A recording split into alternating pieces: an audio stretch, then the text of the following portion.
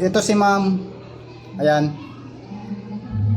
Makita nyo po yung kanyang kanyang profile. Ayan. Ganina po, chinat ko to, ganun din. Ang tagal daw po niyang nakapag-reply. Kaya ngayon, sabi niya po, busy siya ganina. Ngayon, tatawagan po natin. Let's go!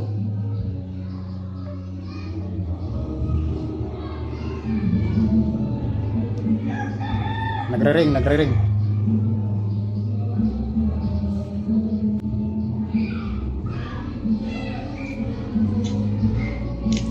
Good afternoon. Ay, po dito. Ay, saan ba kayo, ma'am? Sa Kuwait po. Nasa Kuwait kayo.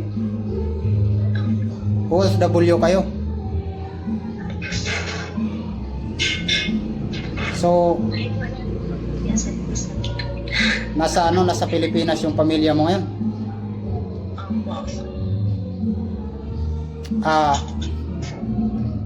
Ganina, tawag po kayo ng tawag. Nasa po ako?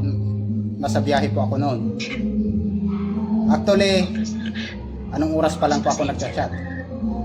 So ngayon, eto, pambigas. Sabi mo, pambigas, di ba? I-send mo na yung Gcash mo sa akin para bibigyan kita ng pambigas. Thank you po. Kaway ka muna doon sa ating sa ating vlog. Thank you po. Ay po. Ayan si mama. Ayan. Kikita mo yan sa YouTube. Ayan. So, isend mo sa akin yung Gcash mo, full name, para sisindan kita ng pambigas. Yun lang po. God bless po sa'yo. Laging tambay lang dyan dahil abangan mo yung mas malaki. Yung mga pangpuhunan natin, mga pang-business natin yun.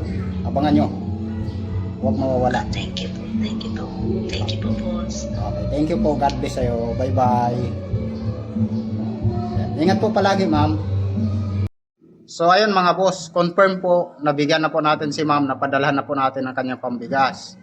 Ngayon naman po, sa mga hindi pa po nabibigyan at sa mga na-chat ko na ang tagal nag-reply, abangan nyo po mga boss, kayo na po ang next target ko sa ating pambigas, panggamot, kung ano man yan. No? Lagi po kasing late yung iba mag-reply.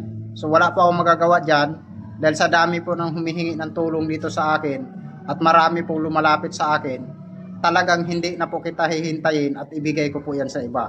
Pero wag po kayo mag-alala dahil napili kayo sa una, malamang sa susunod na araw, mapipili din po kayo mga boss. No?